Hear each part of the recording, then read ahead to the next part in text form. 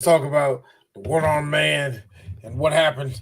What happens when a good man, a good honest man like me, do everything I can. No, no, no, no, gentlemen, Got to stop. make sure that I can do No, what I can for my to provide for my good of the people. I'm a doctor, D, you're and you doing way. tell the people.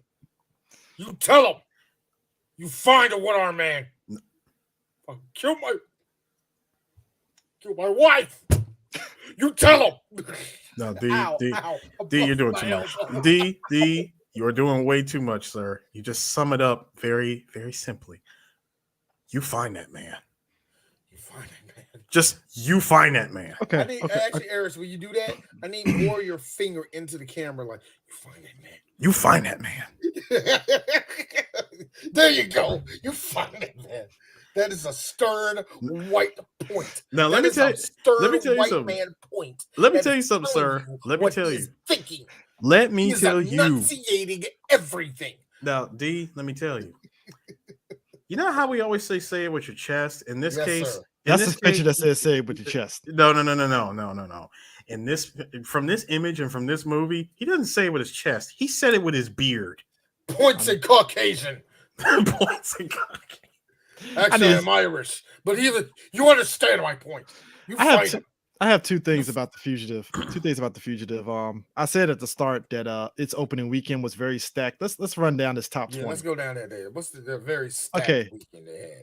Fugitive number 1, Yes. Rising Sun number 2, Mm-hmm. number 3, In the Line of Fire, number 4, Free Willy, number Wow. 5, Jurassic Park, number Wow. 6, The Firm, number 7, Robin Hood Men in Tights, Wow. number 8, Sleepless in Seattle, number 9, Meteor Man, who was also opening weekend with The Fugitive, didn't do so well. Boy, Media Man got bodied. Jesus. Number 10, Poetic Justice. Number 11, Hocus Pocus. Number 12, Coneheads. Number 13, So I Married an Axe Murderer. Number 14, Rookie of the Year. Number 15, Another Stakeout. Number 16, My Boyfriend's Back. A very cult classic, didn't do so hot opening I weekend. barely remember that movie, but I remember that the title of that. Number 17, Tom and Jerry, The Great Escape. Number 18, The Wedding Banquet. I don't know what the fuck that movie is. Number 19, Last Action Hero. And number 20, Al Pacino at the end of the pack, Scent of a Woman.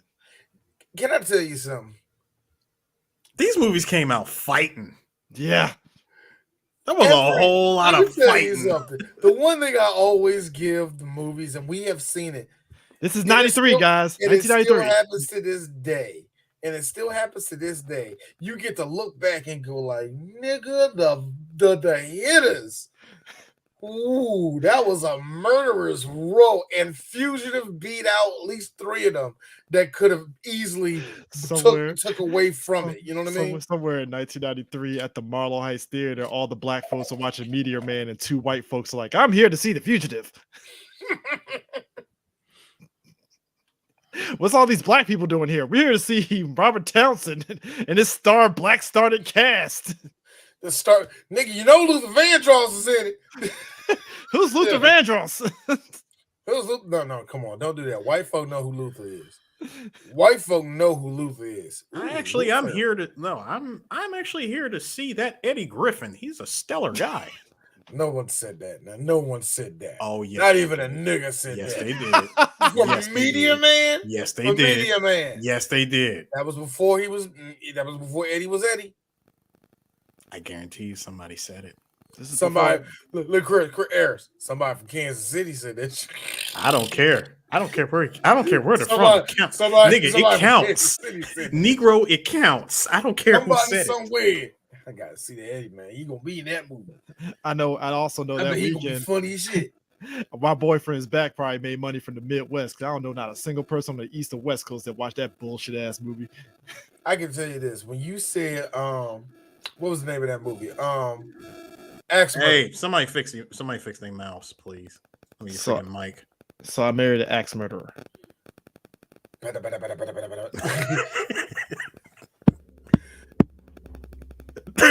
That doesn't help, Chris. There we go. Anyway, yo. So, I'm sorry, man. You sound like Jackal. Hey, look, y'all make fun of me all the time. D gets to have something now. Anyway. Wow.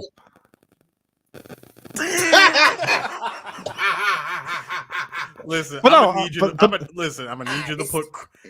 I'm sorry, sir, but I really do need you to put Crawl on pause, okay? Nah, but yeah. So I married an axe murderer. With Austin Powers, Mike Myers. Mike Myers, and no, it's not that great. It's really not that great. I mean, we could go into an hour talk about Mike Myers movies that isn't Austin Powers and Wayne's World all day, you know. And, yeah, but let's go into like. But number two about The Fugitive though, I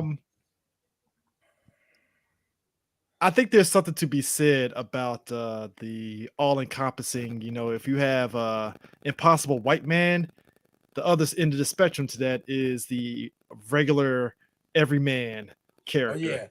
Yeah, the everyman, the man that you can model yourself out of. You say, hey, he's just a regular guy like me. He puts his pants on one leg at a time. I like to have a beer with that guy. He thinks the way I think. I can be like him. Unfortunately, every man always going to be a white guy. But and I was telling it to Chris, like black people, is up to us to really make the black man every man. Even though, let's just be honest, if one of you say that Morris Chestnut's every man, I dare you to find a dark-skinned nigga that's in that much shape at age 50. I dare you. I know you're going to hit one. But how many of them? I mean, you get your anomalies like Rick Fox, you know. Nah. See, Rick Fox don't count, man. See, he's an exceptional nigga. You know how? Number one, curly hair. Number two, yellow. Number three, played in the NBA. Number four, slept with Vanessa Williams. Didn't went crazy. That is all exceptional shit that niggas can't do. Rick Fox, Rick Fox did the good old Kenny Rogers. He knew when to fold him. Oh my god! But also, I say this also too. If let me be a black man getting arrested and I tell the police a one-armed man killed my wife, they would fucking club my ass to death and then sprinkle crack on me. Boy, that's a club upside the head. Even bother put the nigger in the back. You, Chris. First of all, it's 1993. They wouldn't even bother sprinkling crack. They would just beat the shit out of you and said they fear for their life. Harrison Ford said one-armed man, and I'm laughing at the fucking movie at this guy whose wife got killed. Saying a one-armed man killed his wife. Whoa. You gotta believe me. A one-armed, like, if you said that, believe me, a one-armed man killed my wife. He said he's armed. Shoot him. PG County would fucking whoop my ass. They would shoot you on sight. The one when he said a one-armed man, and I want you to think about that. Real talk, everybody listening to this podcast. Think about how crazy this shit is. You gotta believe it. A one-armed man did it. Police said Officer Johnson shot at Mr. Powell as he said belligerently that a one-armed man killed his girlfriend. Like a local Southern Maryland man. I'm sorry. Fox News reporting this. Local thug. Local thug. Christopher Quills Powell. No, and the perfect D. D. Christopher CJ. No, D. You gotta use the picture when you report it. No, they wouldn't even get the funny pictures. They get the No, Chris. I'm talking about use your nigga coin picture. No. They got to use a threatening picture, and the closest you get is us taking a picture with New Day, where I'm trying to look like intimidating, but it's not really intimidating. That's the closest you're gonna get right there. They photoshopped guns in New Day's hands, gave us bandanas and shit. Yo, Big E's at home like, is that me?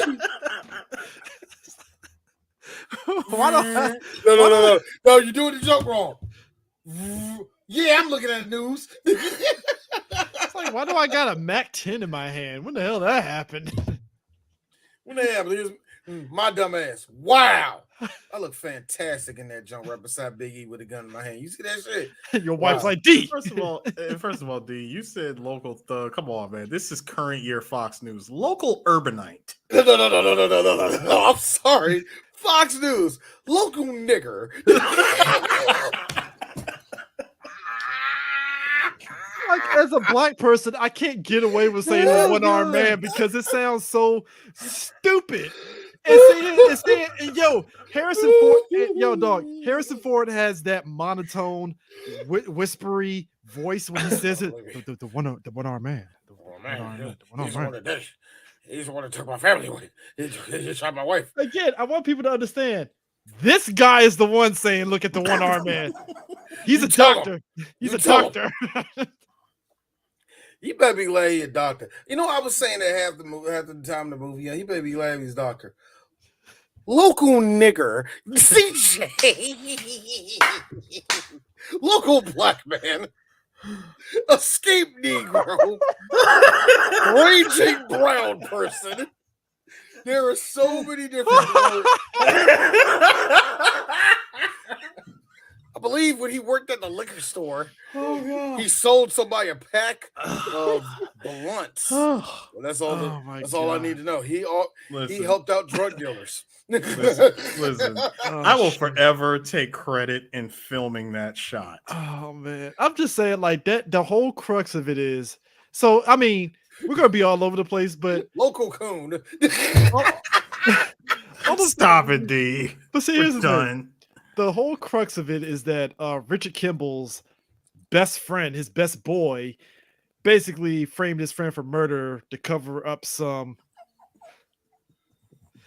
I mean, technically, at the time, I was getting pussy, so it balances out. Actually, I'm not going to say this picture, but people that know, we're not going to say who was in the picture.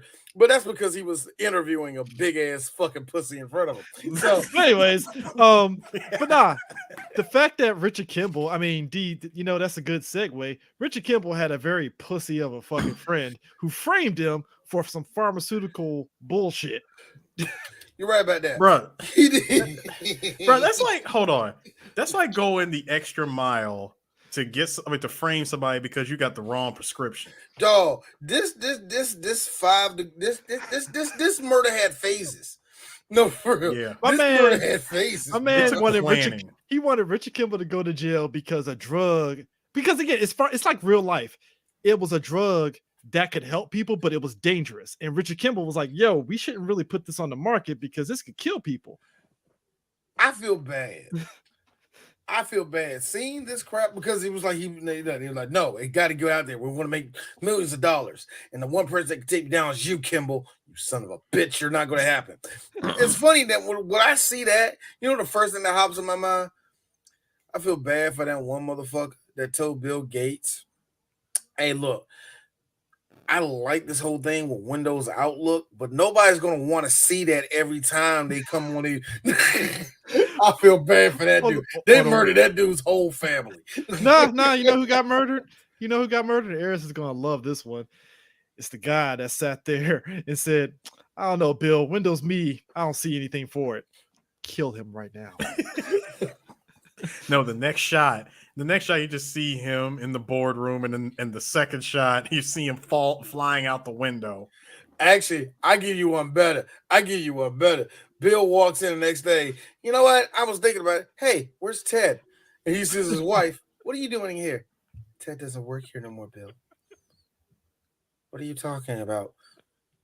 I think we both knew that Teddy was not going to be the reason why you succeeded, Billy. What's going on? Ted, where are you? Let's just say that he flew too close to the sun. He's like this. You killed him. She walked. No, William. Listen to me. We're going to make billions. I don't want to do this. Don't worry. You want to do this. We're not doing Windows Me anymore. We're going to Windows XP, Bill. I don't know. But the XP system is not ready. It is ready, Bill. They want it, Bill. It was ready 5 years ago. And then you will gouge everybody. I will tell everybody about the Epstein. Don't tell everybody about Epstein. I will tell everyone, Bill, if you will fucking listen. I mean, I gotta be real. Listen, and Bill, listen to me. It's just an idea. Apple's coming out with this little music player. It's cute. This is going to be ours. I want you to call it a Zune. I don't want to do this no more. I don't want to do this. You know who didn't want to do this no more? That child had a family bill. You don't put that on my head. All I'm You don't saying put is, it on my head. I just went down there for the snorkeling. I didn't went down there for that. all I'm saying, Richard Kimball was about to pull some Epstein shit, and his boy was like, you know what? Kill his wife now. So they kill Kimball's wife, played by white woman. I always see played by. They was always playing a wife in the 90s. Cella Ward. Yeah, so that's her name. Yeah, Cella Ward. Now D, what's her rating? She's a good-looking MILF woman. That's all I can say. But also, his boy is played by Jerwin Krabby, and he always is pretty good for playing sniveling people. Because I'm in a couple of stuff during the 90s and 80s, man.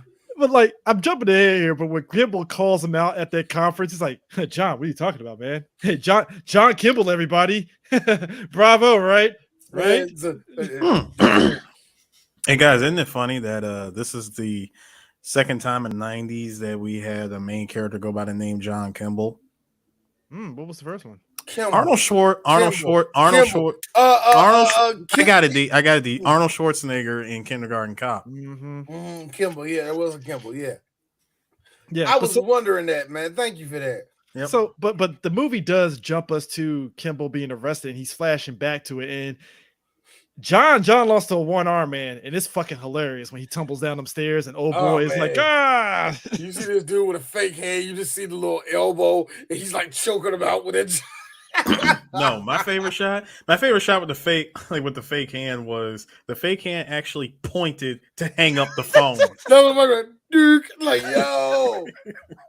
I gotta say, technology has come a long way because prosthetic hands look very real now. Back in the 90s, not so much. Not so much. That kind of looked like, I was like, what's going on with that shit? I saw that when the first time, I thought it was just like, No, D, it was looking very GTA San Andreas.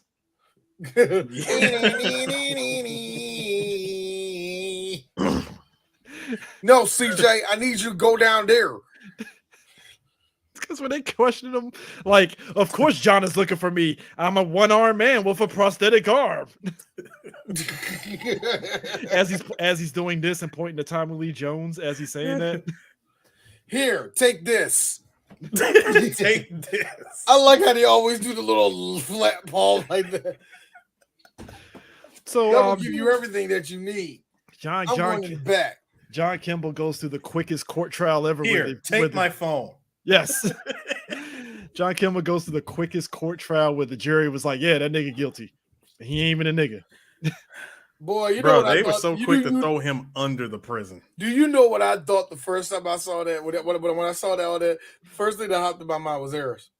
Yeah, so that's when we walked in there and wife was on the ground bleeding to death and he had all the blood on her too. And somehow she managed to throw her titties at me. It was weird, Your Honor. She was dead. I saw you.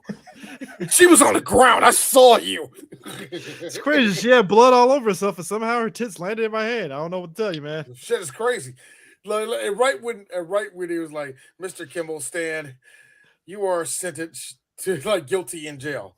I want to thank your fellow peers in the jury. Your jury of your peers. Why for D? Because it's 1993. It's all of the Wu-Tang Clan in their prime. Old dirty bastard in the front. Hey nigga, why you kill that fine bitch like that? So the whole sequence. Don't drop the soap, my nigga. so the whole sequence, and this is where. Hold on, I'm sorry. I just see Gissa. Find out law inside, my nigga. So the whole train sequence, the whole bus and train sequence that you see in the trailers, it took place in Dillsboro, North Carolina. Now, if you don't know where Dillsboro, North Carolina is, it's outside Asheville, North Carolina, up in the mountains. Yep. White America, USA, because let's just say it's one of many sundown towns in North Carolina. You don't want to be there after dark. Let's just put it this way. That's the reason why it's still Jim Crowish down there. Anyway, that county is one of the reasons. Anyway, it's 2022. I don't want to go to Asheville, North Carolina. Nah, I'm good. Hey, Dad, when I was driving through there this not too long ago, hey, Dad, I got to pee. Wait till we get to fucking Raleigh, nigga. You really made your kids wait till Raleigh? God damn.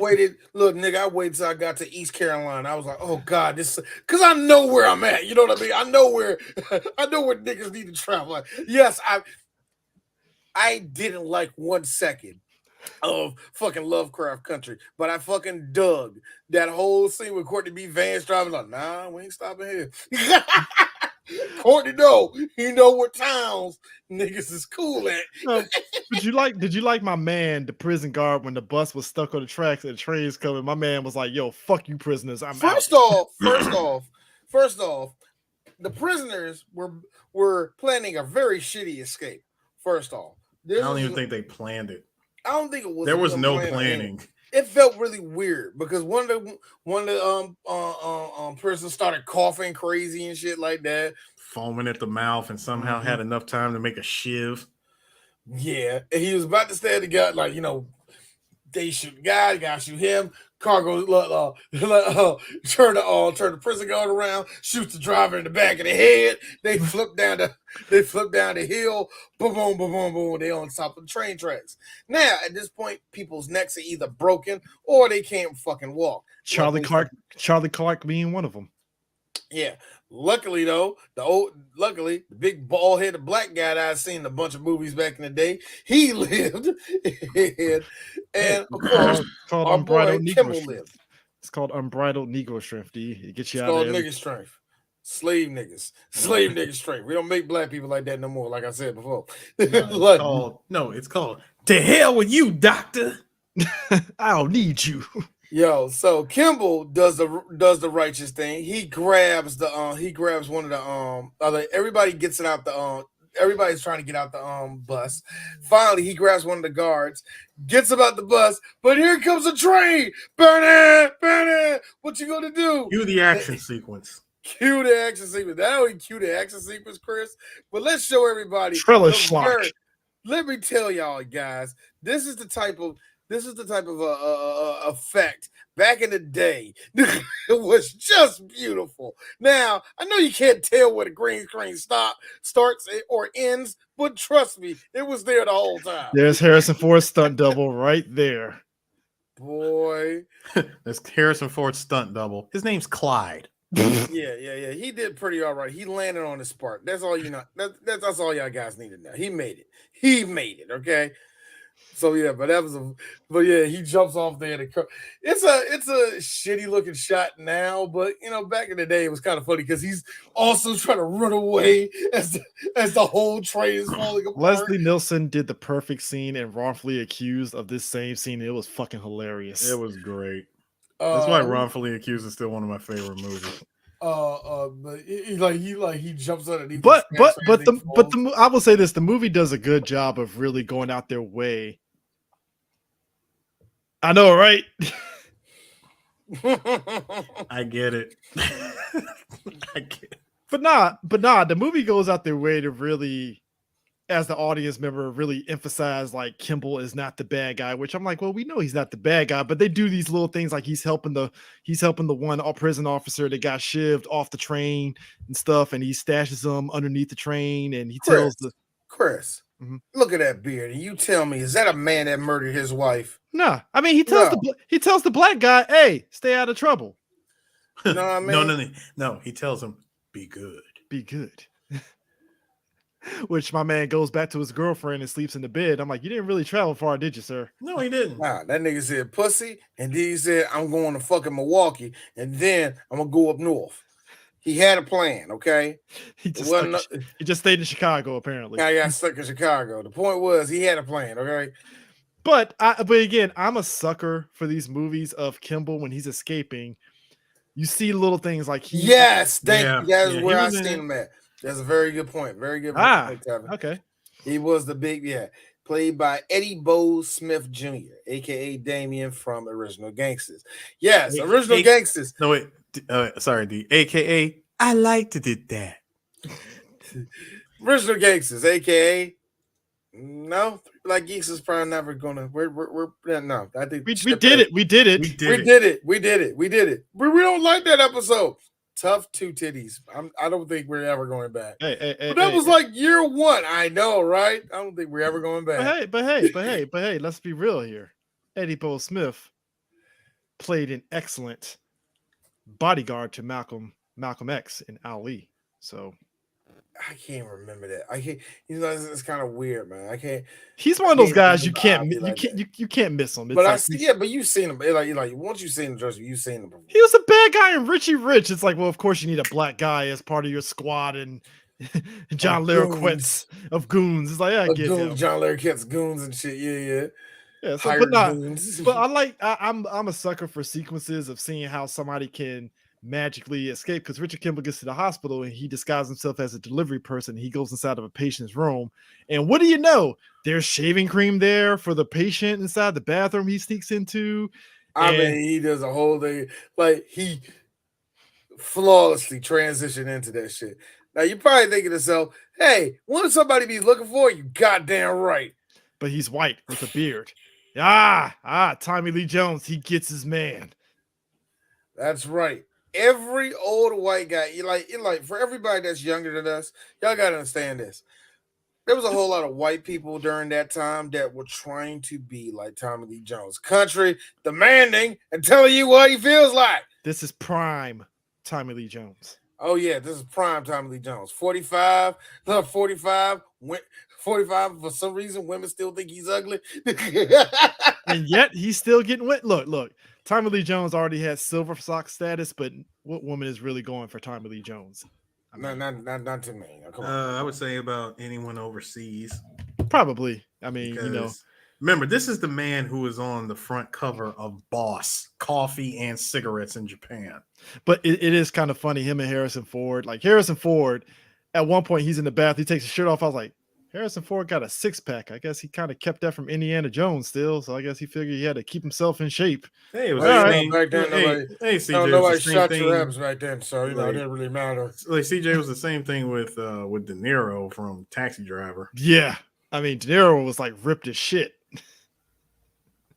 So yeah, so he gets his man. At one point, they're questioning Charlie Clark. I'm gonna calling him Charlie Clark because that's all I know him as is Charlie Clark from Casino. And like he was like, I guess everybody on the bus. Go, I'm talking about the prison guard, And he's like, yeah, so I guess everybody's dead. Here comes Tommy Lee Jones. So what's these shackles with no legs? Oh yeah. Thanks. So you feel like revising your bullshit story? Nah, I was waiting for him to say, so you gonna give me my fucking money? Look, fat motherfucker, you put my money to sleep. No, I was waiting for him to Don't look at him. Don't look at him. Look at me. No. I was waiting. My money to sleep. No, I was waiting for him. I was actually waiting for him to do the other thing. Gets super nervous and flustered and goes, I'm the one who just checks in the goddamn receipts. That is all I do. I love my job. They need me. Job. So you're the middleman. No, you don't understand. It's like, no, you're the middleman, sir. They don't need you anymore. Like, they can't do this without me. How do you sleep at night? I feel we have to do Office Space if only for John C. McGinley having that just death stare, looking at him crying during that whole interview process. I would say we need to do it for Orlando Jones having the greatest hustle move ever. Vibe magazines. It's like, what am I gonna do with 200 subscriptions to Vibe?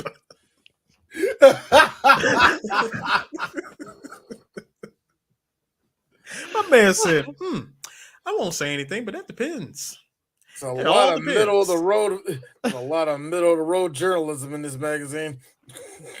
I don't even want to shit on Vibe.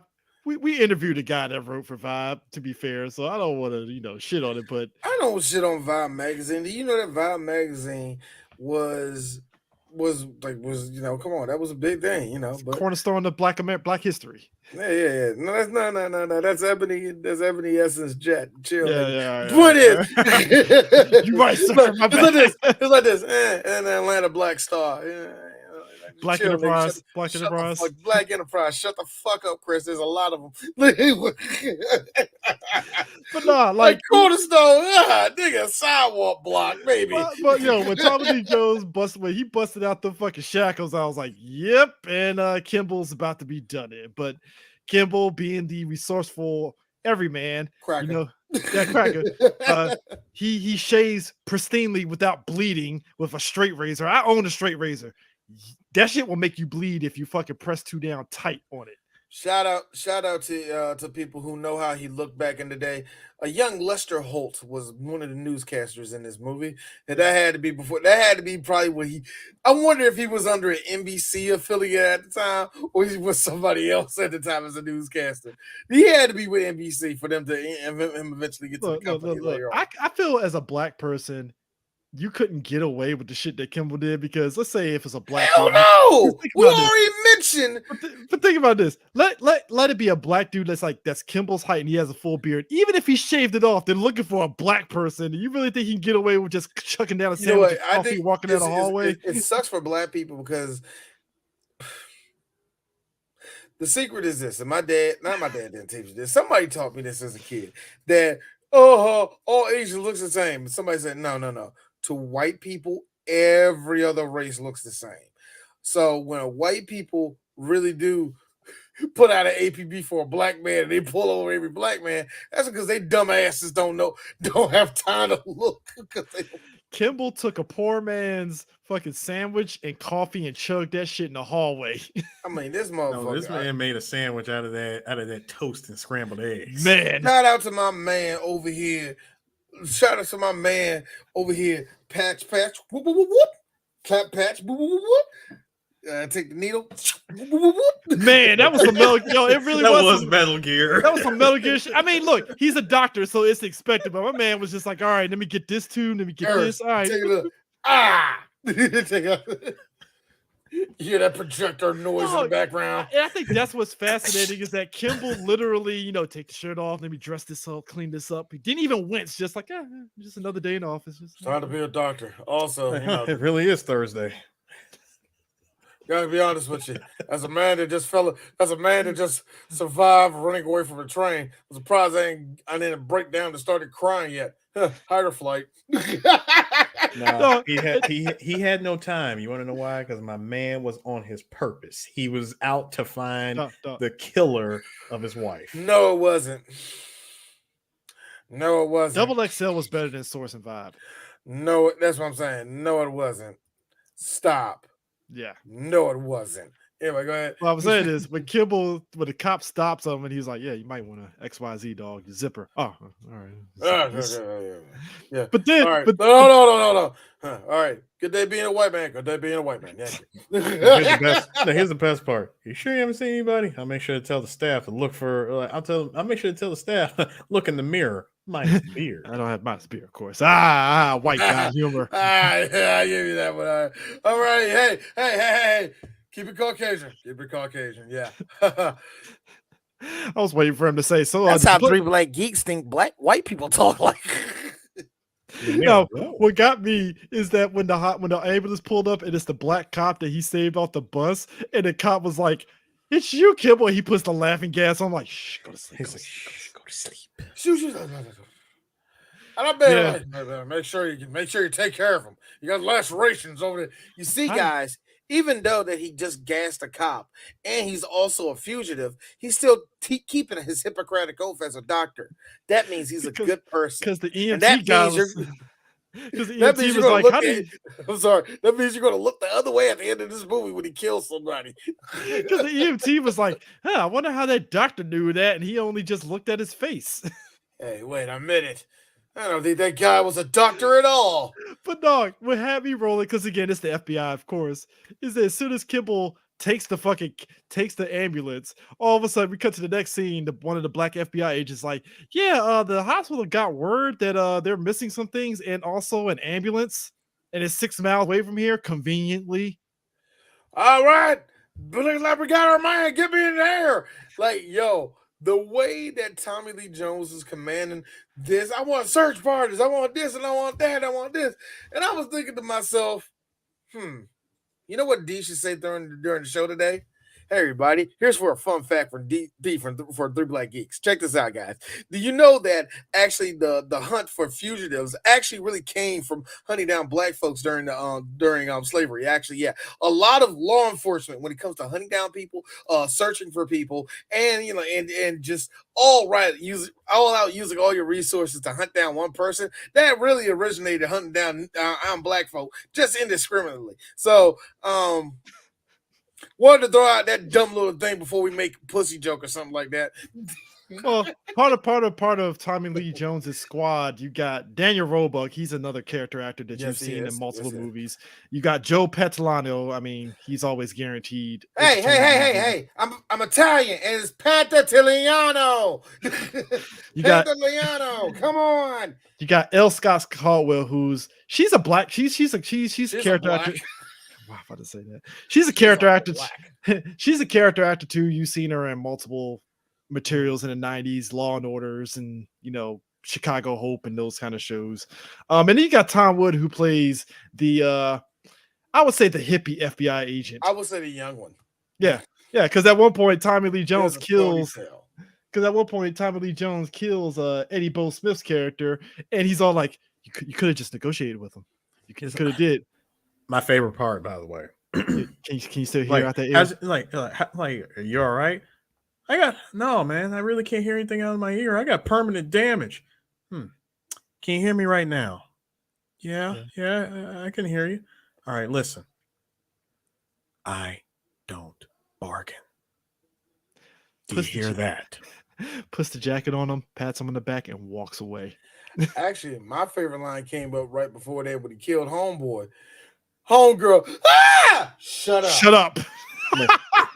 That, you know what? That needs to be a notification for Twitch. I need that to be a notification. Somebody ever sends 3BG money, we just need to hear, shut up. I need that to be a notification. Yeah, I think we need to do something with that. Also, down the list. That's what they're.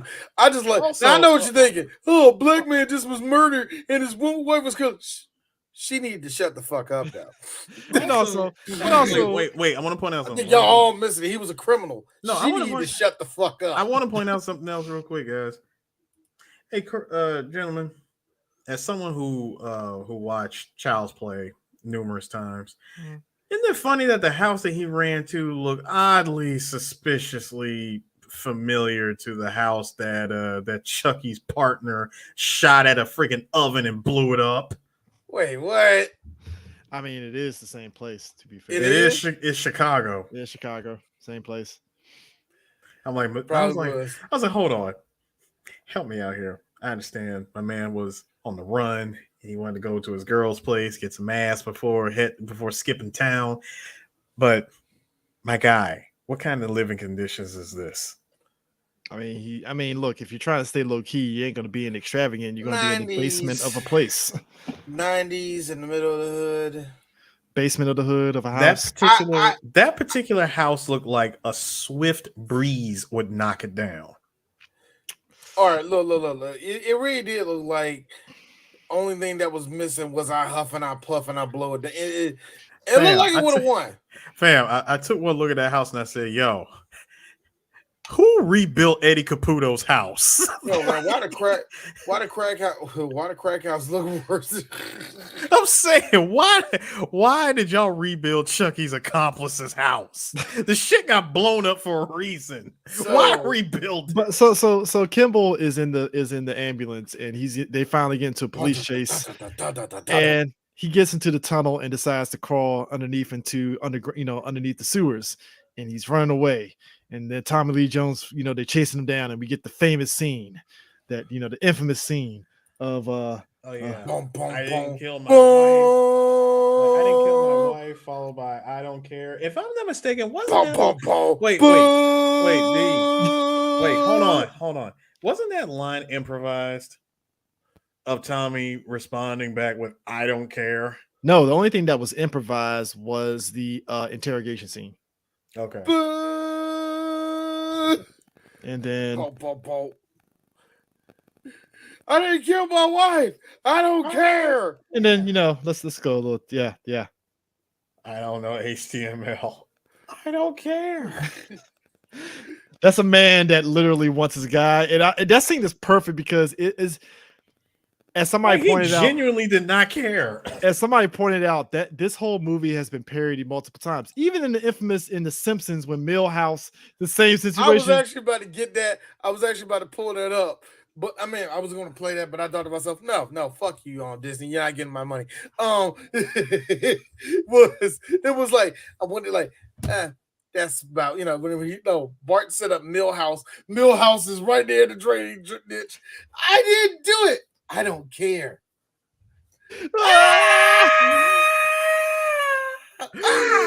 My glasses. No, remember he had to catch his breath and scream again. Oh, my glasses. That's my favorite part. Let me tell you something. That jump alone has been parodied as several things. Like you said, The Simpsons. Everything. You know who else? Hold on. You know who else did it? Snake Eater. Yeah. Look, let me tell you something. That part in Snake Eater is just as ridiculous as Big Boss purposely letting Solid Snake get shot in the eye just to put a fucking gun in him. And I'm like, the fuck kind of bullshit is this? You let your boy get shot in the eye just to plant something on him to get him out? Like, what the hell? So wait a minute. Let me get this straight. Healing yourself, jumping from a drainage ditch. I swear to God. I swear. Only thing missing in The Fugitive is fucking Kimball running away from Shagohod. No, the only thing missing is while Kimball's running, he's just running through the woods. What a thrill. Hold on, D. Hold on. Hold up. You mentioned the other stuff that he did, right? It is awesome because it's nighttime and he's just running. You just hear her sing. Awesome. Hold on. There's another part too. He colored his hair. Yeah, he did. Hold on. Midnight black. He colored with some dark and lovely midnight black. Yes, that's right. For the best in dark hair, get the kind that all black men get. That is dark and lovely. He used that particular dark brand. And lovely by the Johnson family. My man used dark and lovely because Luster said no. Let's just be honest with you. When you want your hair to be dark, get what the niggas get. Look. Hey, white man, you got that black? Yes. But Harrison Ford, like, I don't understand it. I put this in my hair 2 days ago, and I'm already going gray. Hey, what do you use, Deontay? Damn it, Chris! Because the container is green, that's why it's bleeding through. Hey, look, Eric, check this out. Hey, like, I got a question, Jerome. What do you use? You use the wrong thing. You need to use. He already has the box in his hand, like he just dyed his hair. You try this. Nah, but Kimball, and this is where the movie starts going into black products. Jesus, black business. At this point, this is where the movie transforms into Batman detective mode because finally the movie goes into detective. Richard Kimball turns into the Batman all of a sudden. He's detective. And I know what you're thinking. He lived, yeah, bullshit, right? Anyway. Wait, hold on, D. D. I was right. That I don't care moment, that was improvised. Okay, never mind. It really was. Cool. Yeah. Cool. I thought I heard something from that though too. Yeah, because they said because I remember he said, I think it was either him or Joe that said that interrogation scene was improvised. So I didn't know I don't care was improvised too. No, because the line from more or less the line from that moment of I didn't kill my wife, and instead of him saying the line from the script, which was that isn't my problem, he honestly delivered a more believable line, which was I don't care. I don't care was way more believable. Mm-hmm. I think people don't understand Harrison Ford. Here's how tough Harrison Ford is just built Ford tough because even back then, like we heard about recently after Force Awakens, this motherfucker got into a plane crash and walked away like nothing fucking happened and shit. And real talk, not his first plane crash by what I heard, but go ahead. Two plane crashes, that will make Ric Flair blush. Come here. No, Harrison, maybe you don't need to be behind a wheel. Because let's put it out here. Bro, put it out here. flying has been, bar none, one of the safest ways to travel. Really, it has killed way less niggas than a fucking walking. So that tells you something.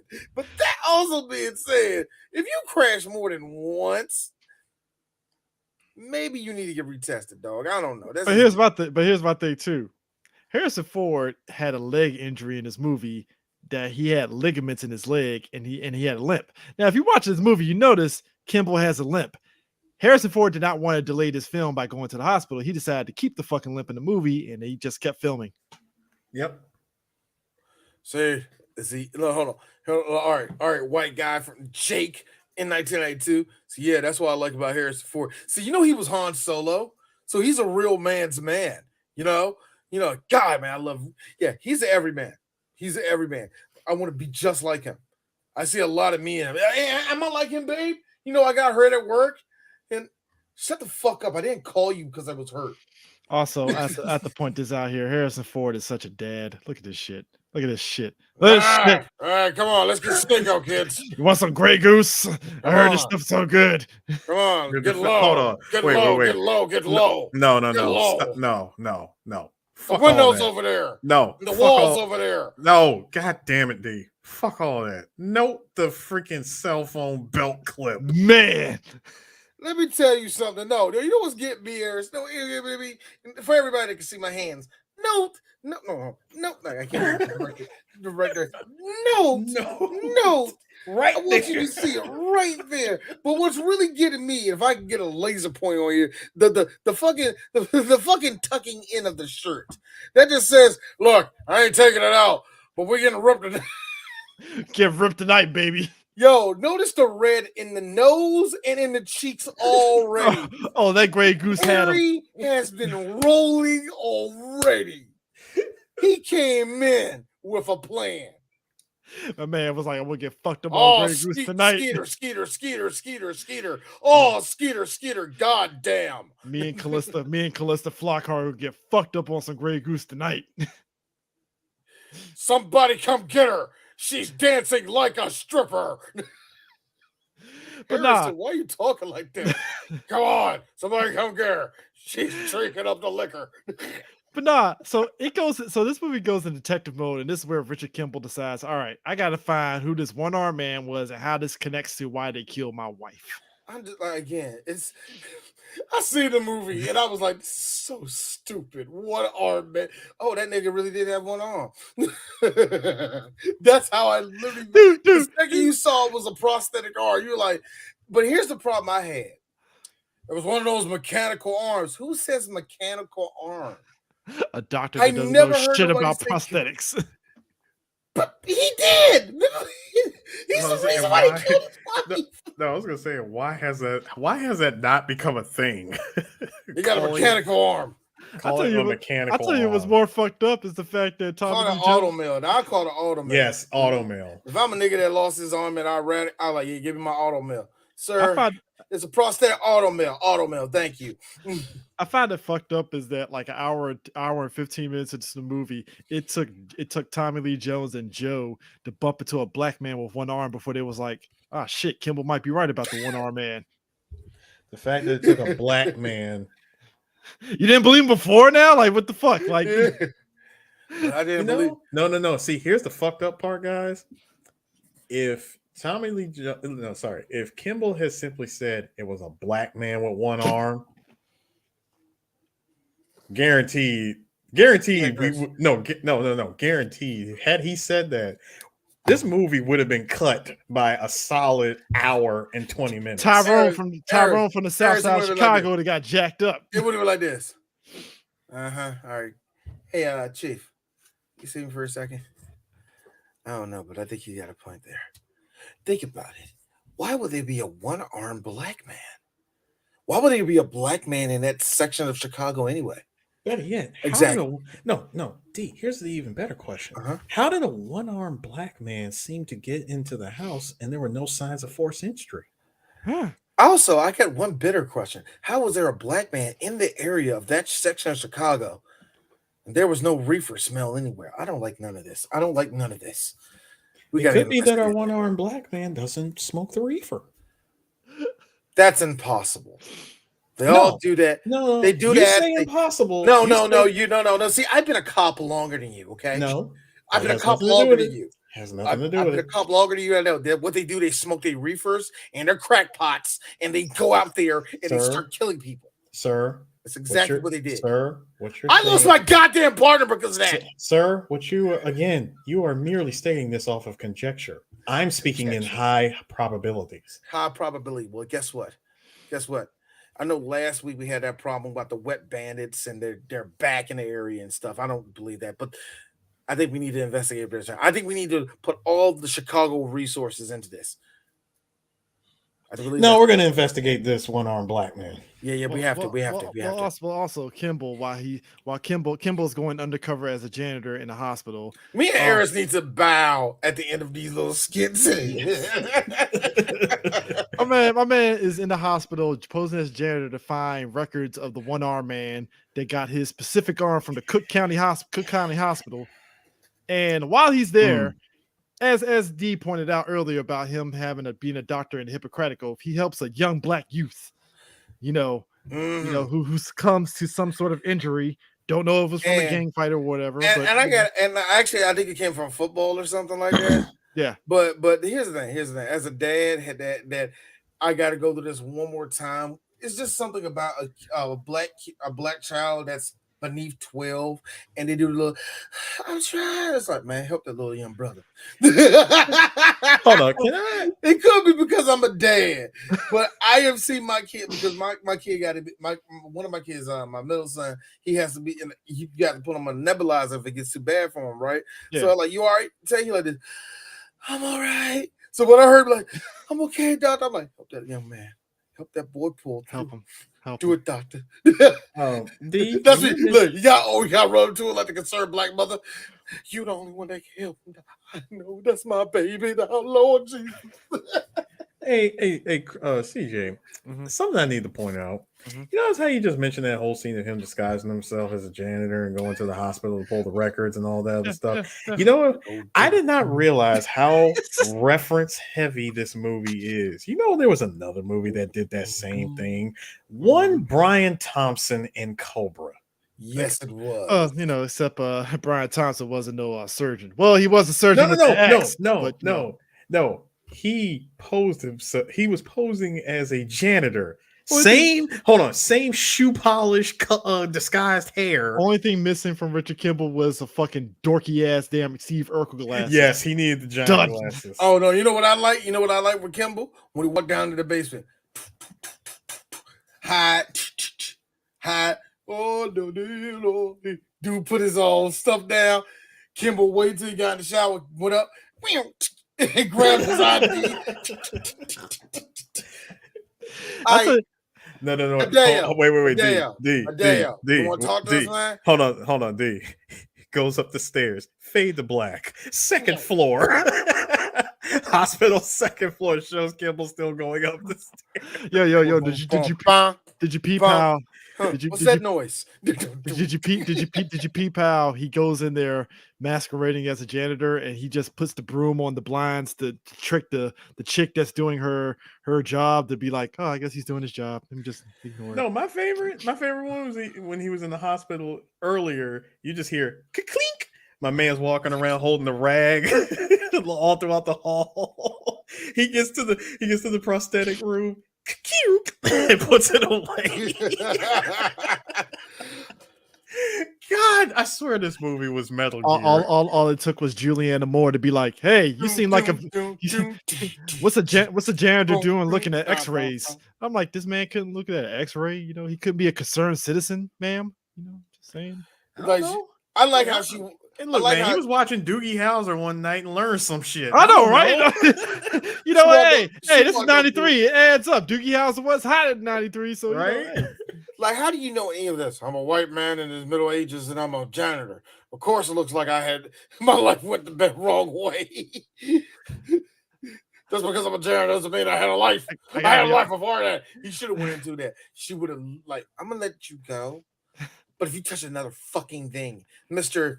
Desmondo, oh my God, this is fake security. Desmondo Jose. Time out for a second. Wow. Did you love the half-ass white guy Spanish that he told to the chick to the Oh, that was nurse? great. Yeah. Donde está usted? Yes. I like how you did. No cinco tres cuatro gato. He could just went super lazy and just said El Caro. no, D.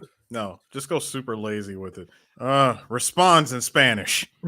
El yeah, Street El Street Fighter O. El Street. Hey, ¿cómo están, straight tacos. Straight tacos. Quesadilla. Buenos dias, eh? I didn't know.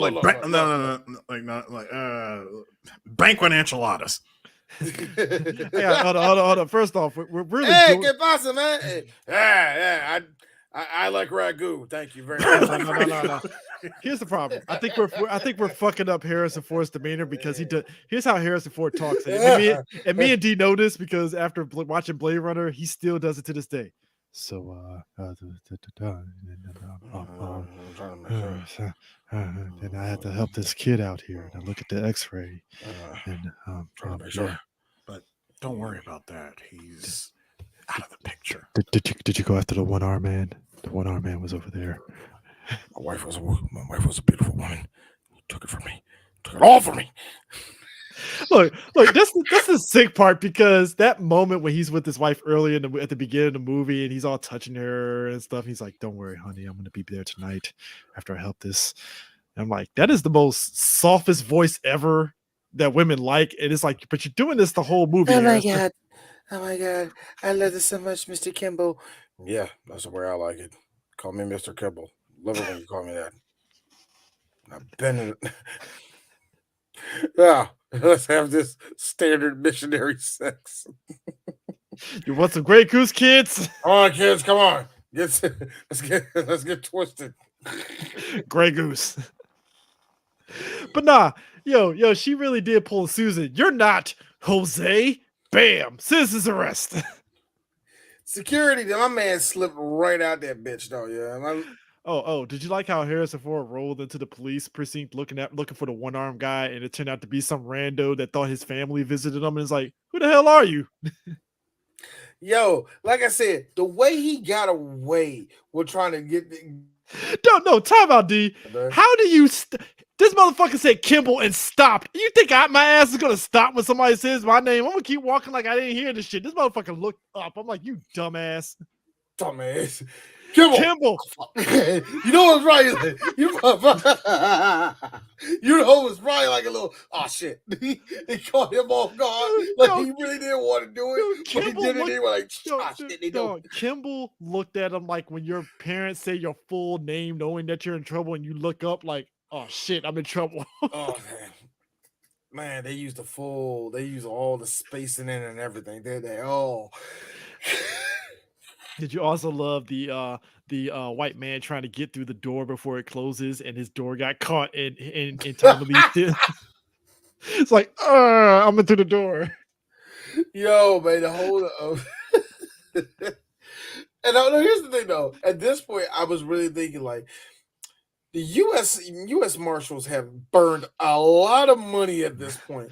And I was thinking to myself, why do people like Tommy Lee Jones' character in here? Because to me, he seems reckless. To me, he seems super reckless. No, here's the sick part. Tommy Lee Jones did not expect this movie to get any nominations. And this motherfucker won a Best Actor, Best Supporting Actor nomination at the Academy Awards. Wait a minute, he won it? He won it? Mm-hmm. Bruh. Yep. Tommy Lee Jones, Best Supporting Actor. It actually was up for Best Picture, Best Cinematography, Best Film Editing, Best Original Score, Best Sound Editing. It cleaned up. But yet it only won for Best Supporting Actor. But the fact that it got nominated for that stuff, it's like, you know what? I kind of see why people want regular movies to get those nominations, because back in the 90s, The Fugitive was like the kind of summer blockbuster type film that got nominated for the Academy Award. So it's like, but I think that's just the consequence of anything, any anything is going to have to be topped. You know what I mean? There's going to have to be some type of bar or some type of like I said, you're going to have to move the bar eventually. You know what I mean? Yeah. So I mean, because I get why Tommy Lee Jones thought it wasn't going to get anything, because it's like a typical action movie, so you don't really expect anything. yeah, you would think this like I said, like nobody was going to do it, but for like I said, it just had a whole lot of people just attracted to it, man. And like I said, you can't like, and even for at the time, this was kind of not even so much high budget, but I think it just hit. I wonder who was working at the Academy, because it kind of, when I think about it now, it ain't that special. Just a standard action thriller movie, and it's like, huh, all right, I guess. What did it do that was so different and all the rest of that? Was it so charming? Was Tommy Lee Jones that different at the time? And I'm guessing maybe so. I mean, Especially Tommy Lee Jones's character. And I'm not saying that his character wasn't a good character. It was, but look, I put it this way, nigga. It got nominated. I don't think it won. How did this ain't Johnny Depp as Jack Sparrow the first time, nigga? Like, yo, come on. It ain't like, you know what I'm saying? It ain't I don't know. I don't know. But dog, did you love how at the time. did you love how Kimball got snitched out by the Ukrainian family that got caught up on some like child pedo shit? Was it like I said, was it pedo Oh, shit? that was hilarious. Yeah, Was it some pedo shit? because one of the That's what I thought it was. because the cops was like, oh, so you like to hang around strung out 12-year-old girls, huh? I'm like, damn, That's some Ukrainian taking shit right there. Yeah, that's some good old scumbag ish right there, bro. Like, bro, that was some in-house shit right there. I mean, and the fact my man was eating a sandwich and snitched out Kimball is fucking hilarious. Like, yeah, that's the guy that's eating a fucking burger from McDonald's, and I'm like, and look, you gotta think about it. Like, yeah, man, we got this guy. We got on some charges down here, man. You over here talking about, oh, I know Kimball and shit. You gotta think they was like, I don't know, man. I don't believe him, bro. So what he got is like, are you sure? Oh yeah, that's the guy. Yep. My mama rented that man. hey, that's the guy that Ted Cruz said that black woman got off on child pedo charges. So supposedly. You know what he said, right? So you want to let me out, right? I mean, it was just only one girl. It wasn't like I had. Now, note, y'all, before anybody judge me, this was 1993.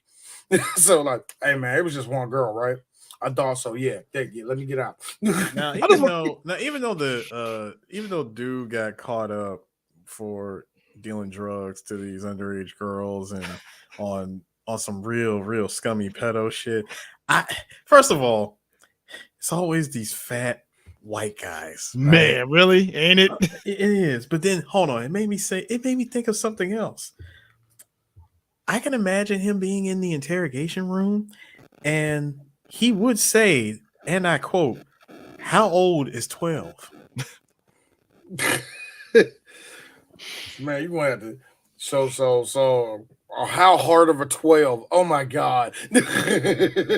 So as we talk about Kimball running away, he manages to elude Tommy Lee Jones in a St. Patrick's parade. He just blends in with the crowd. I mean, look at the new DLC of this, man. This better had like 4 different the new DLC. Seriously, he had like 4 different DLCs. This one. Don't forget this one. And now, like we said, this one. Oh, D, what's the difference between courthouse look and jail look? Is it the slick back hair with the beard? Hey, look. Warner Brothers is trying to get every dime out of this. All right, I don't make the DLC because supposedly the studio didn't like the fact that Harrison Ford was bearded in the movie, and I was like, damn, they really had a beef with bearded fucking Harrison Ford. They just didn't want. No, they wanted to keep that quality, the Indiana Jones look, like the quality Harrison Ford look. They wanted his face. And what people fell in love with Indiana Jones, like you just said, wasn't a beard. It was his good-looking looks. Let's see your whole face. Yeah. Even like I said, it's so wild at the time. Harrison Ford laid the blueprint down for Liam Neeson and Denzel Washington. And now I hate to say it, Frank Grillo too. Hey, you're old, but you can do action. Here's a tragic story real quick about Frank Grillo. Hey Frank, you were in Marvel movies. What happened? It wasn't even Marvel movies for me. It's like, yo, Frank, You just been in this game a long time, have you, bro? That's all I can say. But you know what? You know what? To be fair to him, though, he found his niche on the direct-to-DVD market and has been kicking up. Yep. That's what I'm saying. But Frank's not even that old. Frank's about like 45, 48, something like that. That is a hard 48 there, buddy. Yeah, oh man, yeah. But I don't even think he's 48. But the point is, like I'm saying, he ain't 35, dog. Yeah, I know he ain't that. But here's the thing: he laid down the Harrison Ford kind of laid down the blueprint of being an older man in Hollywood and still being able to do action and still being somewhat of a sex symbol and all the rest of that shit. You know, beauty standard and all the rest of that was different back in the 90s as it was anyway. But the one lucky thing for white guys was, it doesn't matter how old you were still always in the running to be desirable, I guess. You know what I mean? It's just that nobody was doing it like Harrison Ford. And remember, Harrison Ford started acting when he was like 40 anyway, right? So he was already old anyway when he he was Han Solo. He was still no, he was in his 30s when he did Han, but yeah, his first hit when he was in his 40s. Yeah. I forgot. I say both him and Sylvester Stallone started in their 30s. But see, here's the thing. The thing about, and I think Harrison Ford built up his career. Yes, Grillo is. Thank you for that, sir. Thank you. Yeah, he is Earth 2 Scott Adkins. Thank you. Anyway, but here's the thing about Harrison Ford is he built this trademark on, I'm not Schwarzenegger and Stallone and Jean-Claude. Again, I'm the everyman. When I throw a punch, it means some shit. When I throw a punch. Like, because even in Indiana Jones, I swear, like, I could see my dad being Indiana Jones. Beating the shit out of that Nazi. No, not even that. The scene, again, I don't think no other movie star can get away with this. When he shoots that dude in Indiana Jones, the first movie. My man was like breaking out the freaking sword, doing all that crazy flipping shit. When he shot, Indy just says, done. When he shot him, I remember my dad was watching it. My dad was like, "Yeah, I would do that shit." Yeah. No. It's like you brought a sword to a gunfight. Do you know why? Like, see, that's the reason why Bruce Willis stayed in Hollywood for so long, because people saw Die Hard, man. He's an everyman. He didn't have no. He was like your average action star. He had to get on his bare feet, man. He wasn't that in shape and all the rest of that. I'm like him, right, babe? Yeah, Steve. Sorry, Steve. You're not Harrison Ford. Because let me tell you something. That whole sequence on the train with the one-armed man finally putting him in the gun, I was like, you're not going to win this, sir, because that's Harrison Ford. He has nothing to lose at this point. You're going to lose this fight. No. It's Harrison Ford. It's Harrison Ford unbearded. I'm telling you, man. This man, that's plus 50 to fucking dexterity. Dexterity plus 50. Cunning plus 20. Yo, as soon as he said, "This is my no beard," that's plus 5 on speed at the beginning of the match. Oh, and he went back to his real hair. Yo, what do you had to happen? All that dark and lovely just bled out. Real talk. White people hair ain't like nigga hair, because that would have stayed in that niggas. That would have stayed up there for at least a half a month. My man Kimball eluded that man's fucking gunshot and just juked him around, roll canceled it, and got the gun out of his hand. Man, and just when I woke up that. Let me tell you something. Him going back to his original hair was like plus 40 on defense. Oh man, that's the game making you go back to Snake's original suit so it can match the cutscenes. He goes back to naked Snake. Just so you can match the cutscenes, you know what I mean? Yo, he jabbed the one-armed man, and then when he was like, "Yeah, this isn't over," and then hits his head on the fucking door and handcuffs him, I'm like, "Yeah, you got this, Kimball. You got this." Yeah, when he did that, hear me. Way to go, Batman. But you also got the janitor from Scrubs killed too, so there's that. Yeah, thanks a lot. Yo, but here's the thing too: even the fucking the Metro cop is all like Kimball, and I'm like, but the one-armed man had a gun. What made you think you weren't going to get 2 shots to the fucking chest on that one? Bruh, the cop tried the cop on the train that tried to shoot at him ends up getting himself killed. Hey, but Kimball, being the cop, checked his pulse to see if he was alive. Dude, he took 2 to the chest. I forgot Metro cops don't have a bulletproof vest. They do not, and those were 2 vital shots to the chest. He ain't going nowhere. Hey, that tells you something. Metro cops are not getting paid enough to fucking carry guns. My man, I just would have. I would have reported the Transit sighting. cop in the- I would have that's a simply said. transit cop in the early I 90s. would. No I would have way. simply said. I would have simply said, "Hey, I'm just here to report. There's a sighting of Kimball. I First will off, not. I will not pursue this any further." I've been the other train car, like, yeah, Kimball and some guy with one arm are fighting. So yeah, next stop, you might want to go after him. Yep. There's a man with a mechanical arm. You know, one of those mechanical arms. Mechanical Prosthetic. Whatever, Bill. Whatever. Just get down here, man. Me the asshole, I'll tap at the door. Hey, Kimball. No, Chris, you do the real asshole thing. Knock on the door. Hey, Kimball, you the man. Apparently, no. Just Rock on, brother. I'm just laughing because they are fighting just in an empty train car in the middle of Chicago. But I'm laughing also because I just imagine some nigga in the back, like, fuck his ass up. You got his ass. There you go. Yeah. I do imagine. Hold up. I would love for that bit. Look, I would have loved for that bit in New York and it be in Brooklyn or something like that. I would love for that.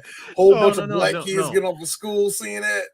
No, I got one that's even better for you. So you notice that when he turns around and he's about to shoot him, one-armed man could have easily just said, "Okay, draw," and the camera zooms in on his face, goes white. We got the life bars between the two. Guys, imagine being on the green line going to Branch Avenue. You just see two random white dudes fighting it out. It's like, all right, I'm gonna go ahead and get the fuck out of here because clearly these two guys didn't get off at Waterfront. Now they're in the hood. No. They didn't get off at Navy Yard. I know. Look. They fighting. Now you know how black people are. We gonna let white people do what they do. We just gonna stay out of it. So just a whole bunch of black people just trying to get home. They tired, just sitting on the. We're just sitting there. They're just struggling. They lean on, man, get off me, man. God, man. You just hear that every few seconds. Here's the best one. One dude gets his somebody like he stepped on his Jordan or something. Dude, you just hear the dude. Oh, really? Oh, man, get the fuck off, man. Fucking black fucking transit. Black fucking black WMATA cops just sitting back like, I'm gonna let these crackers just fight it out. I ain't touching this shit. Yo, come on, Mo. Yo, man, you fucking top on my foot, my nigga. Next stop, Largo Town Center. Nah, nigga, nah. Fuck that nigga shit up, man. Nah, drag his ass out, Mo.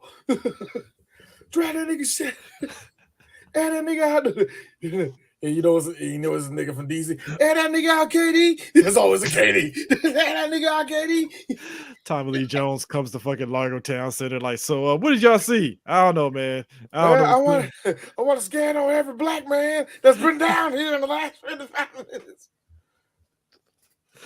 So Kimball, at this point, he's doing more. What do you mean, Tabby? You can't find no black man out there that fit that description? Hell, you're in Prince George's County.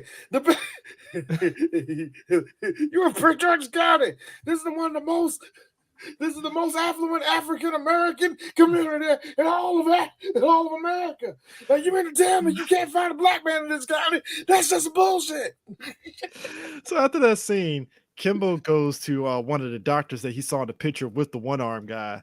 And that's when he figures out, like, hold up. So you mean my boy that gave me money outside his car is the one that was behind this shit the whole time? I'm telling you, man, think about it. Just think about it. If you the dude that came up with ringtones, and the other nigga from Motorola come over like, dog, this is going to mess up some... What's wrong, honey? I don't know. The guy warned me. Think you need to kill him over this ringtone thing? Yeah. This is serious. Again, as I said earlier, when he pulls up at that conference and Nichols is all like, "Hey guys, it's Richard Kimball." I like how all the white folks know something's off. Now, this is the thing you need to know about that. Now, his boy who's making this speech right now, he's helped him at least twice in this movie.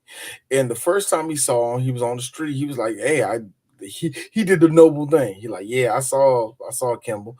What'd you do?" I gave him a couple bucks. That's all I did. Where'd he go? I don't know. I don't know. He did the friend thing. He like, I don't know where he went to. But my friend Richard Kimball did not kill his wife. If you came here for help, you came to the wrong guy.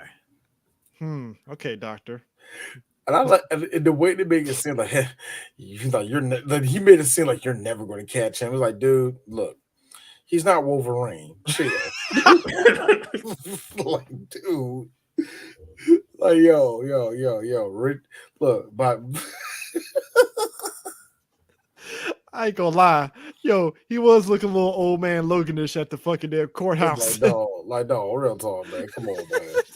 I mean, he did escape from a train thing, man, but don't act like this dude is actually doing something. He's just getting well, remember his boy like said this in, hey, what you don't know about Richard Kimball is he's a doctor. And I'm like, what does that give him? Like, is he like fucking James Bond now because he's a doctor now? Like, come on, dog. See, doctors are special. Now. Well, Richard Kimball uses his doctor skills to track down the pharmaceutical company. So now all of a sudden it's Richard Kimball versus Big Pharma. Now all of a sudden, Who knew that you get 10 on stealth just by going to medical school? Who knew that? Yo, I'm sorry. All it took for a white guy was to color his hair and shave clean shaven. He escaped. Me as a black guy, I could go clean shaven. They will still fucking get my ass dead to rights. How did you find me? Well, we were looking for a black man between the height of 5'2" and 6'9", so you just fit that description. D, you could go your hair short and cut you and go clean shaven. It will still fucking mark your ass. It's like, I gotta be real with you. As a black dude with dreadlocks, I'm just glad I have never been put into a lineup. Just period. Like, I know I'll get out of this scot-free, but I know I'll get the one white woman who can't decipher black people, and I'll be picked. Like, I just know it. It's scary. This is liability. This is a fucking liability. I'm just telling you. Worst comes to worst, the least you're gonna get is a light tap by a billy club. Well, look, best case scenario. Best case scenario in all this, I get to sue the city. So I'm just saying, I don't know. I mean, this is zero lies here. Dr. Eagles plus 10 on all stats. On all stats. See, that's the extra 2 years of college. They give you that. Yeah, it takes longer on time, but it benefits you later on in the video game. He pulls up to that conference and airs his boy for filth, and everybody's going silent like, oh Nichols, what did you do? What did you do? Goodness. You know, here's the one that they gave me. Hey, Kimball, at any time, just yell out he got my wife killed. At any time, yell out he got my wife killed. He didn't do that. His white privilege made him walk off stage and nobody questioned it. Which D said, you know what? That would have been the first thing I would have said. I'm like, yo, man, I'm mad that there was a chase scene at the end of all this. Two average white guys trying to fight each other. Well, his boy has stealth because he throws a fucking steel beam at Joe Petiliano that he doesn't see coming. I'm gonna keep it a stack. I do believe Joe jobbed that because it was so slow moving. He just turned and bink. Oh no. Oh man. Hey, I gotta be honest with you. Like I gotta be honest with you. I had like 5 more lines, but I told that to my SAG rep, and he was like, "Yeah, don't do that. Just get yourself killed in a movie or something." But guess what though? Nichols is about to kill Tommy Lee Jones, and guess who saves him? Kimball with his stealth skills. First of all, the stealth skills and the Mike Hagar skills with that lead pipe. I mean, that was some Mike Hagar and Snake. Just my man stuck up behind Nichols with them loafers. Who knew? Loafers made the same sound effect as New Balances on soft grass. Who knew? Guys, it's the Abe Lincoln pennies inside the loafers that keeps it silent. No. Technically, wet loafers. Yeah, wet loafers. Wet loafers, silent footsteps. Those are not wait a minute. Those are loafers. Wait a minute. Those loafers look special. They are special. Are those? You better believe it. Air Kimballs. You better believe it. They're the Air Kimballs by Rockport. Can I just say, as a kid, I wanted loafers. I don't know why. Because your mama dressed you like you was about to be on Boys to Men, ABC, BBD. But That's also, what you look. I look back on it like, why was I wearing suspenders? Why suspenders are a thing? I don't know. Because do do do da da da. Da, da, da, yeah, yeah, yeah. You know what? You know That what? was, You know what? that What prep if the look what was if the 2 years, man. no, what if this movie ended credits and it's Motown Philly playing as the car is driving away? I'm like, movie, Nah, you didn't earn that. You didn't nah, earn that shit at all. you know me, man. It's always got to be like Scarface. This was the turn of the real nigga. Yo, because I like how Tommy Lee Jones again, the I've whole never seen movie, a man cry till I see the man die. he does, he tells Kimball, I don't care. He tells his boy, his co-worker, I don't negotiate. He gets to Kimball. All right, Kimball, I'll let you out the cuffs. I'm nice today. And I like how Kimball was like, I thought you said you don't care. Don't tell anybody, Kimball. It's like, I don't. Just don't tell anybody. Just don't tell Cut. anybody. Hold on. The car turns. And car turns, goes in the opposite direction. Fade to black. Throw up the credits. Cut back to Scarface. I'm prejudiced to a certain extent, but still I kill niggas. Look right there, Eris. You see like credits come up. In the chase of getting in the pursuit of getting Kimball, the state of Illinois spent over $55 million trying to find him. Over 16 people died, over 44 people injured. This will be deemed a failure in the state of the U.S. Marshals would never recover from this plight. It just fades to black. You see the rest of the credits. Gotta play the Black Inspiration credits. Oh, I hold you. Kimball went back. Hey, Kimball went back to the medical field. He also hooked it. Like Kimball goes back to this. They do the credits, and Kimball goes back to the hospital working as a doctor. He finds a new woman that almost looks like his wife, but it's not really his wife. Some raven-haired white woman named Sheila. No. He hooks up with Julianne Moore. Yeah, he would. He would. Why? Reasons. Why? I don't know. Julianne Moore. It's kind of funny. It's kind of funny with Julianne Moore. We don't talk about you much when you come on the show because you don't come on the show that much. So, Julianne, how you doing? Glad you was here for 2 seconds. See you later. It really did in like episode of New York Cover. Yes, it did. Yes, it did. Minus the James Brown cameo. And yo, just obligatory like Malik Yoba just happens to be there for no reason. I think but it's kind of funny when you look at the Fugitive how simple this fucking. He would have been the 4th black person in this movie. Man, yeah, there was no Negroes in this movie. There was no need. One got shot in the face, so and the other one actually helped Kimball. And one was told shut the hell up. Hey, but guess who was supposed to direct this movie? Oh yeah, one was an FBI agent too. But anyway, go ahead. I'm sorry. Who? Walter Hill wanted to direct this movie, and guess who he wanted to be the Tommy Lee Jones character? Who? I'm ready. Good old Nick Nolte. That's not a bad pick though. Same actor, at least same type. At least the same type. Well, minus the racism. I mean, wow. Why he had to put AD? Hey Chris, he had to put that to the side for blue chips. Man, look, I gotta be around niggers on this one. I gotta be around the brownies on this one. No, and I'm with the D, and I'm with the tall. Like my co-star is the tallest brownie of all time. Look, all I'm saying is, like, wait a minute, come on. You gonna call him a brownie? Nah, I'm not calling him brownie. Shaquille was nice. Like, yeah, he's nice. He drinks his beer. No, his dick is bigger than your bill. Come on, Nick. Now what people don't. Nick. Now, what people don't realize. Nick, tell the truth. Now, what people don't realize is that this movie. I've seen it. Seen it big time. This movie. Look at his wife. So you're gonna leave me for him? Like, Nick, we're not doing this. I say that. They say that. See, she does that. You didn't say no, and you didn't say yes. You didn't say no. And she didn't say yes. Nick, you're drunk and you're fucking not answering my question. Nah, this movie was based off Nick of goes bites into a power line. It was based off. No, it's based off of a. It was based off the TV show. The TV show. 4 seasons it got, and 30 episodes a pop per season. And see, here's the funny thing about that. Because of that, I forgot that was a big thing. This was, remember, everybody gets nostalgic. So for a lot of the people during this time, yeah, there's shows that came out in the 60s and in the late 50s and early 70s were starting to get nostalgic again for a lot of people. So of course, this had that little bit of that backing to it. Not a whole lot.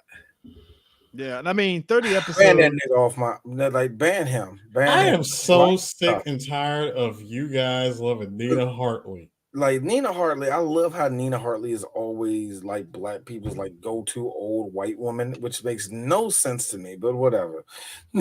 No, but the fact that that whole thing with the one-armed man took up 2 seasons of the original TV show is ridiculous. I'm Which is sorry, why- it did what? And It it took was up 30 two- seasons it and they took were up 30 two- episodes long. It took up 2 seasons. 2 seasons of 30 Kimball. episodes each. 30 episodes each season, right? Mm-hmm. TV was simple back then, wasn't it? Simple times. Simple God, times. man, the bar was so low. So you could tell the simplest story, but it would be so good, and you can And you can ride that out off of 2 seasons.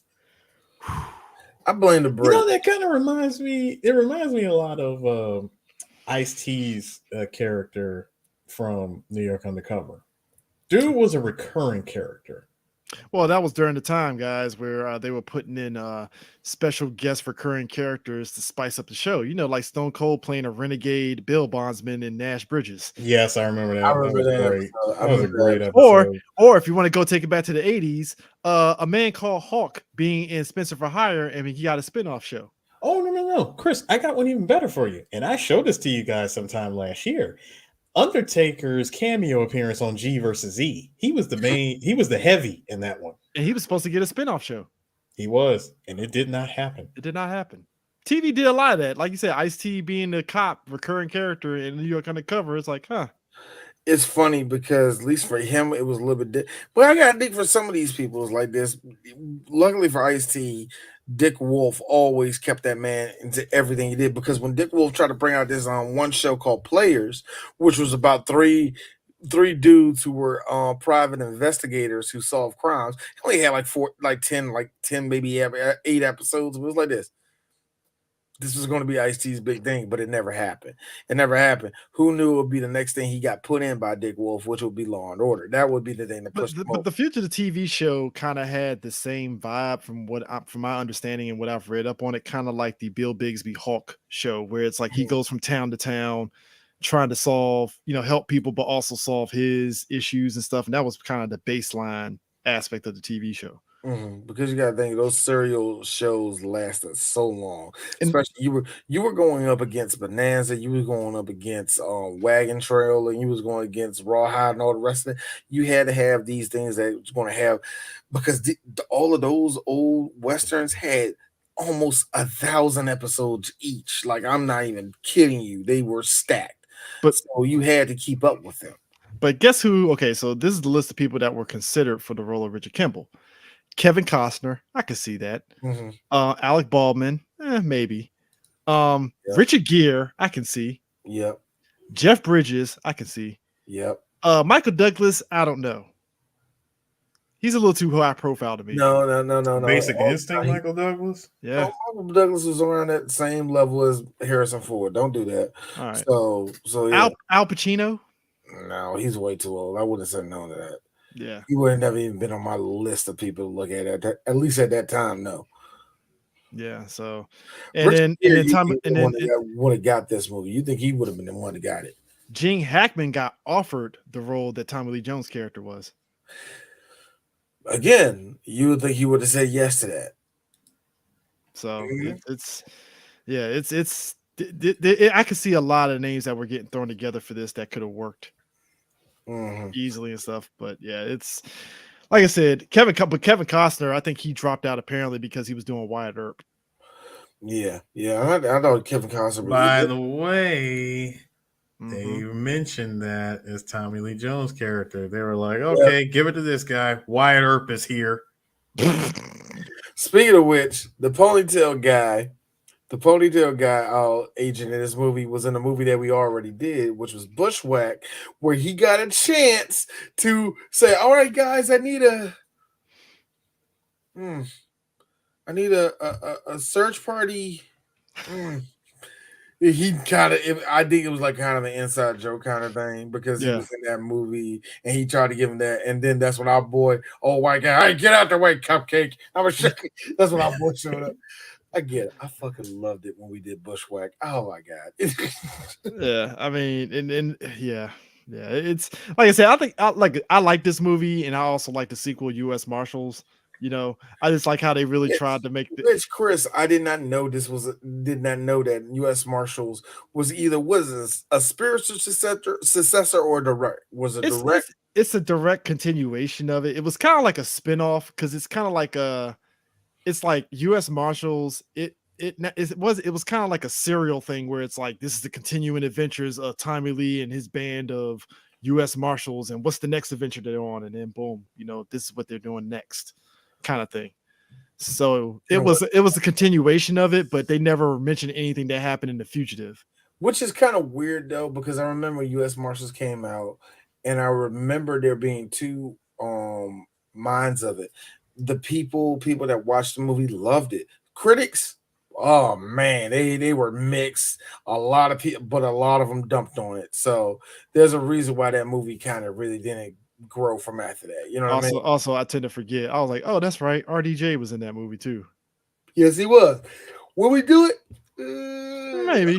I can't promise yes on that one. That's all I can say. On All I'm that sa- one, all I'm saying is, I feel since it's 1998, we have to talk about Robert Downey Jr. when he was like sober for the second time, and he was high on life at that time. this time. It's all good. I'm good. I'm good. 2 years later, sleeping in somebody's random bed. Finally, who knew going Ally? I don't think it was after he got on Ally McBeal. That's when he finally snapped and got his shit together. But so whatever. Snap got his shit together, and Favreau was like, "Hey, you want to be Tony Stark? Sure." Marvel Studios, fuck no. Tony, what's a Tony Stark? Iron Man. Oh yeah. What the fuck is that? All right, look, listen to me, Rob. So like 5 days later. Wow. So what is this again? Oh my god, it's Iron Man. 16 days later. All right, now I'm ready to do Iron Man. Terrence Howard was like, "Come on, man, Come on, man, you're taking too long. take it too long, man. I just Suit did too Hustle heavy. 4, man." The suit too heavy. My green contacts gonna fall out. Yeah, they contacts. Niggas gonna find out. That's gonna ruin my career. I swear to God, if Kevin Feige doesn't find a way to bring back Terrence Howard to MCU, I'll be very disappointed. Man, It's gonna be on some multiverse shit. it better happen in Doctor Strange too. He needs to be in the War Machine outfit. I'm War Machine, man. No, because Marvel listens to y'all a little bit too close.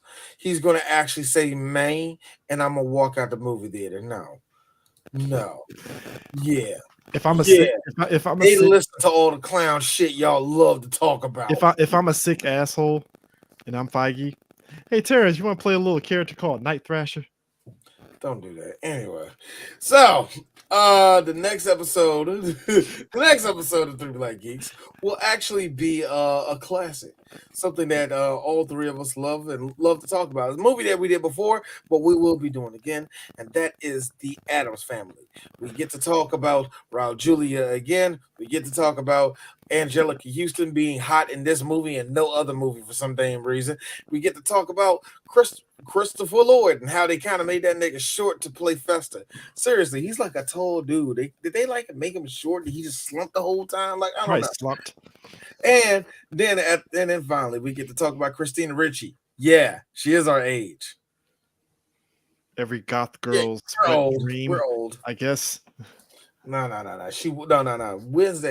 Wednesday actually represents a lot of girls, period. And you don't have to be golf about it. And it really shows up more in the values, and to give it its credit, the newer one that just came out.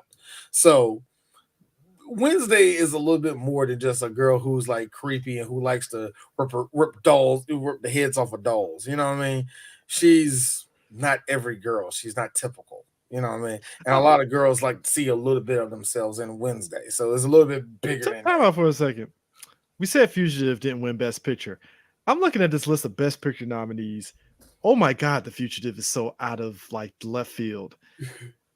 Schindler's List won that year, right?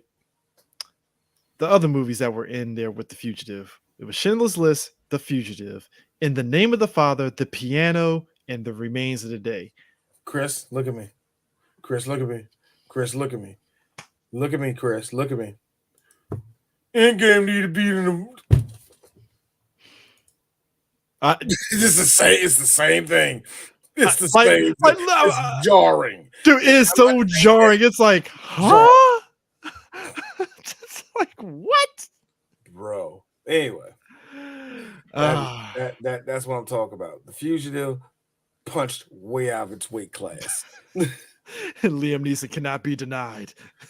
Liam Neeson, like, I'm gonna do the same thing. No, you're not gonna get nominated for taking. You come close. You come close. That was a badass speech, but not really. Anyway, so we'll see y'all next week. Do click, nigga. Oh man.